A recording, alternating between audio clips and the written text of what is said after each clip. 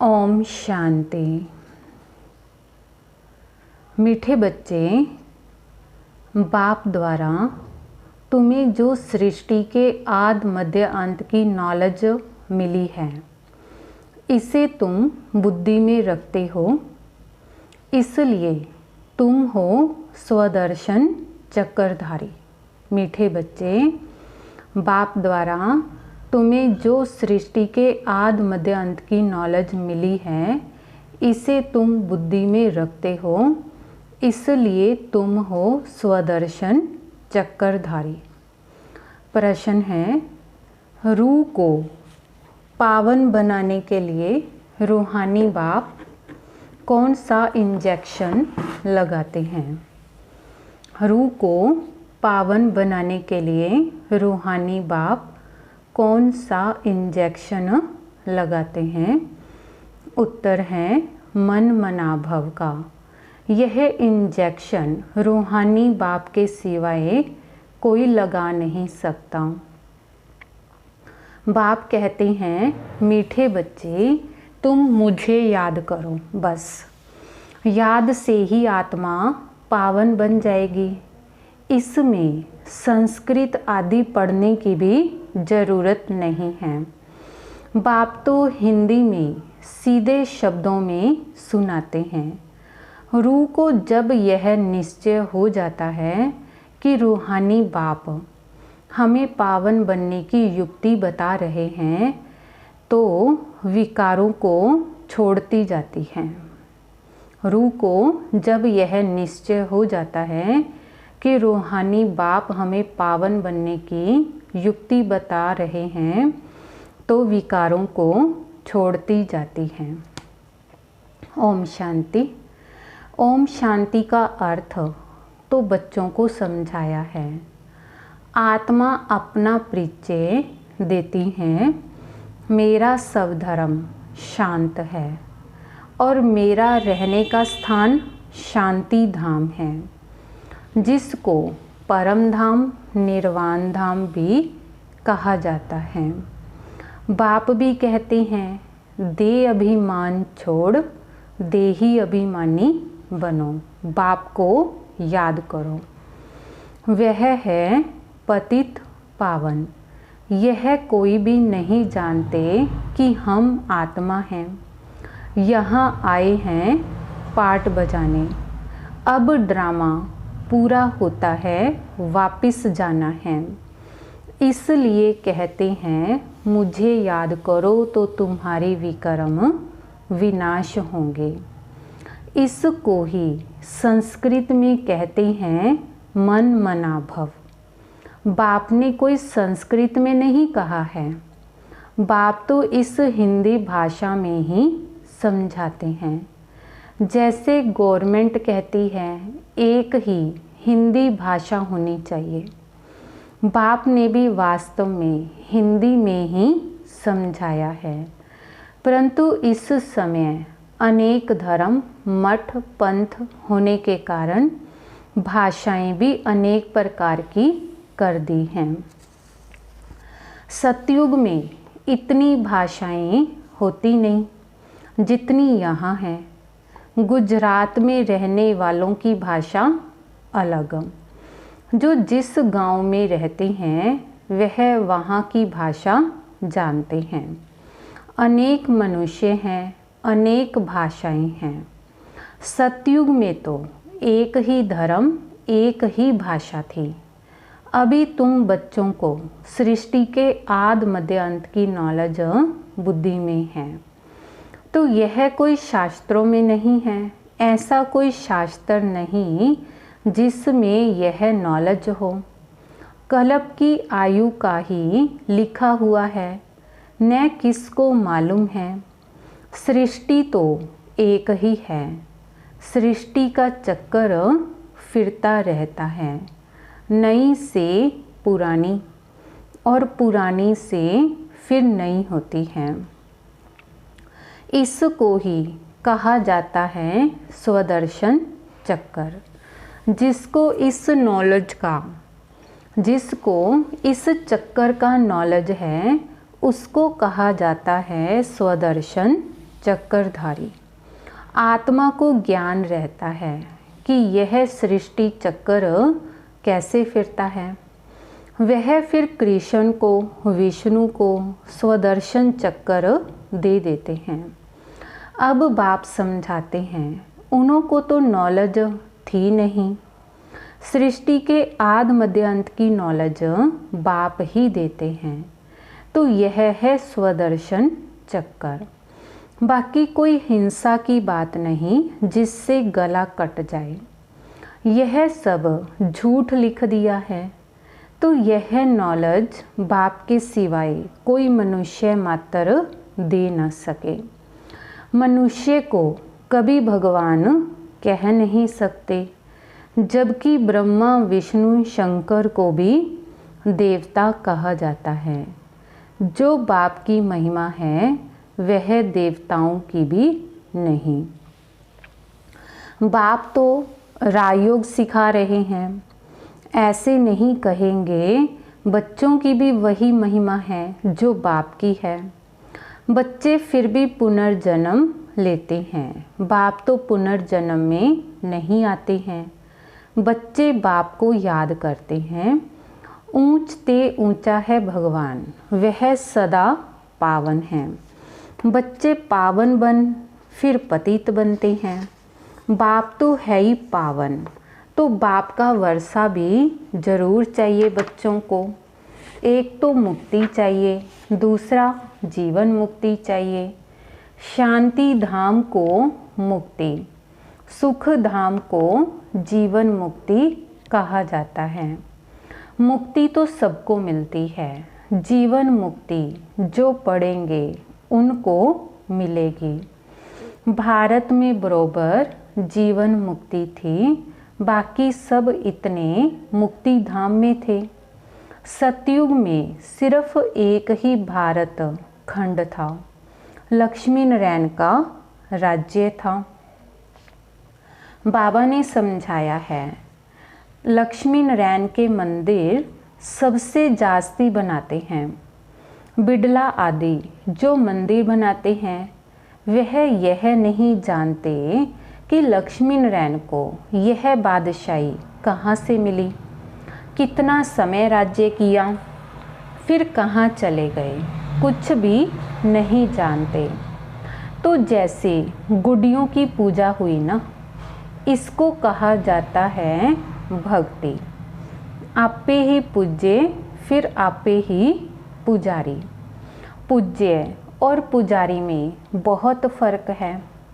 उनका भी अर्थ होगा ना। पतित तो उनको कहा जाता है जो विकारी है। क्रोधी को पतित नहीं कहेंगे। जो विकार में जाते हैं उनको पतित कहा जाता है। इस समय तुमको ज्ञान अमृत मिलता है। ज्ञान का सागर है ही एक बाप। तो बाबा ने समझाया है कि यह भारत ही सतो प्रधान, ऊंच ते ऊंच था, अभी तमो प्रधान है। यह तुम्हारी बुद्धि में है। यहाँ कोई राजाई तो है नहीं, यह है ही प्रजा का प्रजा पर राज्य। सतयुग में बहुत थोड़े होते हैं, अभी तो कितने हैं। विनाश की तैयारियां भी होती हैं। देहली परिस्थान तो बनना ही है, परंतु यह कोई जानते नहीं है। वह तो समझते हैं यह न्यू दिल्ली है, यह पुरानी दुनिया को पलटाने वाला कौन है यह किसको पता नहीं है। कोई शास्त्रों में भी नहीं है, समझाने वाला एक ही बाप है। अभी तुम बच्चे नई दुनिया के लिए तैयारी कर रहे हो, कौड़ी से हीरे मिसल बन रहे हो। भारत कितना साल्वेंट था, दूसरा कोई धर्म नहीं था। अभी तो अनेक धर्म हैं। अब रहम दिल बाप को याद करते हैं। भारत सुख धाम था, यह भूल गए हैं। अब तो भारत का क्या हाल है, नहीं तो भारत हेवन था। बाप का जन्म स्थान है ना, तो ड्रामा अनुसार उनको तरस आ जाता है। भारत तो प्राचीन देश है, कहते भी हैं बरोबर क्राइस्ट से 3000 वर्ष पहले भारत स्वर्ग था और कोई धर्म नहीं था। अभी यह भारत बिल्कुल पट आकर पड़ा है। गाते तो हैं भारत हमारा देश सबसे ऊंच था, नाम ही था हेवन स्वर्ग। भारत की महिमा का भी कोई को पता नहीं है। तो बाप ही आकर भारत की कहानी समझाते हैं। भारत की कहानी माना दुनिया की, तो इसको सत्यनारायण की कहानी कहा जाता है। बाप ही बैठ समझाते हैं। पूरे 5000 वर्ष पहले भारत में लक्ष्मी नारायण का राज्य था, जिनों के चित्तर भी हैं, परंतु उन्हों को यह राज्य कैसे मिला? सतयुग में आगे क्या था, संगम के आगे क्या था? कलयुग, और यह है संगम युग, जिसमें बाप को आना पड़ता है, क्योंकि अब पुरानी दुनिया को नया बनाना ही, क्योंकि जब पुरानी दुनिया को नया बनाना हो तभी मुझे आना पड़ता है पतित दुनिया को पावन बनाने। मेरे लिए फिर कह दिया है सर्वव्यापी, युगे युगे आता है, तो मनुष्य ही मूंझ गए हैं। संगम युग को सिर्फ तुम जानते हो। तुम कौन हो? बोर्ड पर लिखा हुआ है प्रजापिता ब्रह्मा कुमार कुमारी। ब्रह्मा का बाप कौन? शिव, ऊंच ते ऊंच। पीछे है ब्रह्मा, फिर ब्रह्मा द्वारा रचना होती है। प्रजापिता तो जरूर ब्रह्मा को ही कहा जाता है, शिव को प्रजापिता नहीं कहेंगे। तो शिव सभी आत्माओं का निराकार बाप है। फिर यहाँ आकर प्रजापिता ब्रह्मा द्वारा एडॉप्ट करते हैं। बाप समझाते हैं मैंने इसमें प्रवेश किया है, उन द्वारा तुम मुख वंशावली ब्राह्मण बने हो। ब्रह्मा द्वारा ही तुमको ब्राह्मण बनाए, फिर देवता बनाता हूँ। अभी तुम ब्रह्मा के बच्चे बने हो। ब्रह्मा किसका बच्चा? ब्रह्मा के बाप का कोई नाम है, वह है शिव निराकार बाप। वह आकर इनमें प्रवेश कर एडॉप्ट करते हैं, मुख वंशावली बनाते हैं। बाप कहते हैं मैं इनके बहुत जन्मों के अंत में प्रवेश करता हूँ, तो यह हमारा बन जाता है। संन्यास धारण करते हैं। किसका संन्यास? 5 विकारों का। घर बार छोड़ने की दरकार नहीं, गृहस्थ व्यवहार में रहते पवित्र रहना है। मामेकम याद करो तो तुम्हारे विकर्म विनाश हो जाएंगे। यही योग है जिससे खाद निकल जाती है और तुम सतो प्रधान बन जाते हो। भक्ति में तो भल कितने भी गंगा स्नान करें, जप तप आदि करें, नीचे उतरना जरूर है। जो सतो प्रधान थे वही अब तमो प्रधान है। फिर सतो प्रधान कैसे बने? सो सिवाय बाप के कोई रास्ता बता ना सके। बाप तो बिल्कुल ही सहज रीति बताते हैं, मामेकम याद करो। यह आत्माओं से बात करते हैं। कोई गुजरातियों व सिंधियों से बात नहीं करते। यह है ही रूहानी ज्ञान। शास्त्रों में है जिस्मानी ज्ञान। रूह को ही ज्ञान चाहिए, रूह ही पतित बना है, उनको ही रूहानी इंजेक्शन चाहिए। बाप को कहा जाता है रूहानी अविनाशी सर्जन। वह आकर अपना परिचय देते हैं कि मैं तुम्हारा रूहानी सर्जन हूँ। तुम्हारी आत्मा पतित होने के कारण शरीर भी रोगी हो गया है। इस समय भारतवासी तथा सारी दुनिया नरकवासी है। फिर स्वर्गवासी कैसे बन सकती है, सो बाप समझाते हैं। बाप कहते हैं मैं ही आकर सब बच्चों को स्वर्गवासी बनाता हूँ। तुम भी समझते हो बरोबर हम नरकवासी थे। कलयुग को नरक कहा जाता है। अब नरक का भी अंत है। भारतवासी इस समय रौरव नरक में पड़े हैं, तो इसको सावरंटी भी नहीं कहेंगे, लड़ते झगड़ते रहते हैं। अब बाप स्वर्ग में ले जाने लायक बनाते हैं तो उनका मानना चाहिए। अपने धर्म शास्त्र को भी नहीं जानते हैं तो बाप को भी नहीं जानते हैं। बाप कहते हैं मैंने तुमको पतित से पावन बनाया था, ना कि श्री कृष्ण ने। कृष्ण तो पावन नंबर 1 था, उनको कहते भी हैं श्याम सुंदर। कृष्ण की आत्मा पुनर्जन्म लेते लेते अब श्याम बनी है। काम चिता पर बैठ काले बन गए हैं। जगत अम्बा को काली क्यों दिखाते हैं, यह कोई नहीं जानते हैं। जैसे कृष्ण को काला दिखाया है, वैसे जगत अम्बा को भी काला दिखाते हैं। अब तुम काले हो फिर सुंदर बनते हो, तुम समझा सकते हो। भारत बहुत सुंदर था। सुंदरता देखनी हो तो अजमेर में देखो, अर्थात सोनी द्वारिका में देखो। स्वर्ग में सोने हीरे के महल थे, अभी तो पत्थर भीतर के हैं, सब तमो प्रधान हैं। तो बच्चे जानते हैं शिव बाबा ब्रह्मा दादा दोनों इकट्ठे हैं, इसलिए कहते हैं बाप दादा। तो वर्षा शिव बाबा से मिलता है।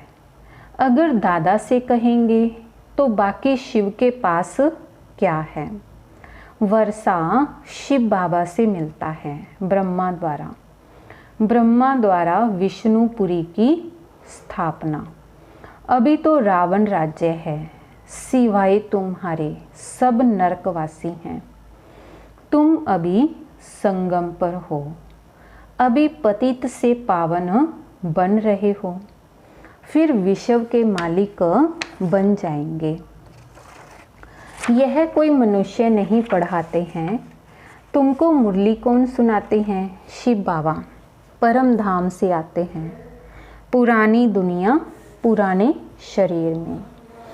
कोई को निश्चय हो जाए तो फिर बाप से मिलने के सिवाय रह न सके। कहे पहले बेहद के बाप को तो मिले, ठहर नहीं सकेंगे। कहेंगे बेहद का बाप जो स्वर्ग का मालिक बनाते हैं, उनके पास हमको फौरन ले चलो। देखें तो सही शिव बाबा का रथ कौन सा है। वो लोग तो घोड़े को श्रृंगारते हैं, पटका निशानी रखते हैं। वह रथ था मोहम्मद का, जिसने धर्म स्थापन किया। भारतवासी फिर बैल को तिलक दे मंदिर में रखते हैं, समझते हैं इस पर शिव की सवारी हुई। अब बैल पर तो ना शिव की ना शंकर की सवारी हुई है, कुछ भी समझते नहीं। शिव निराकार है, वह कैसे सवारी करेंगे। टांगे चाहिए जो बैल पर बैठ सके, तो यह है अंधश्रद्धा। अच्छा, मीठे मीठे सिकिलदी बच्चों प्रति माता पिता बाप दादा का याद प्यार और गुड मॉर्निंग। रूहानी बाप की रूहानी बच्चों को नमस्ते। रूहानी बच्चों की रूहानी बाप दादाजी को याद प्यार गुड मॉर्निंग नमस्ते। शुक्रिया बाबा, शुक्रिया। धारणा के लिए मुख्य सार। पहला, बाप से जो ज्ञान अमृत मिलता है, उस अमृत को पीना और पिलाना है। बाप से जो ज्ञान अमृत मिलता है, उस अमृत को पीना और पिलाना है। पुजारी से पूज्य बनने के लिए विकारों का त्याग करना है।